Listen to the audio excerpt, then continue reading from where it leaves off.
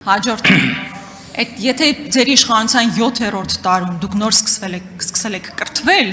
դա դեռ չի նշանակում, որ դուք կարող եք մեղադրել ինձ կամ մի ամբողջ ժողովրդի, որ դեմ է, որ դուք գնաք ստորագրեք մի փաստաթուղթ, որի մասին որևէ մեկը տեղյակ չի։ Կրկնում եմ, ինչպես դուք եք ասել, դուք ընդհանրապես տեղապահն եք։ Հայտնեք իրական իշխանությանը, ինչ է տեղի ունեցել։ Հիմա ես ուզում եմ մեզ լսող քաղաքացիներին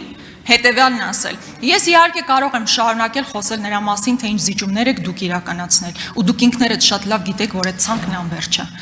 Դուք շատ լավ գիտեք, թե նոյեմբերի 9-ից հետո դեկտեմբերի 17-ի հրամանը ինչպես է ձևավորվել։ Ես պետքա ձեզ հիշեցնեմ արդյոք, որ այդ նույն հատվածը, որ ասում եք շատ անվտանգ է, իրականում անվտանգ չի եղել։ Ներքին հանդում առաջխաղացում ա եղել, կրակոցներ ա եղել, նոր տարածքների գրավում ա եղել, Սև լճում։ Ես հիշեցնեմ են ողբերգական ու ամոթալի տեսարանները, երբ որ ադրբեջանցիները գալիս էին ու իրենց ընդամենը հովիվներ դիմավորում կամ ձեռնամարտի էին բռնվում մեր զինվորների հետ։ Այդ ամեն ինչը մոռացել եք։ Շատ հեռու անցյալում չի եղել, դա այդ ամեն ինչը իրականություն է եղել։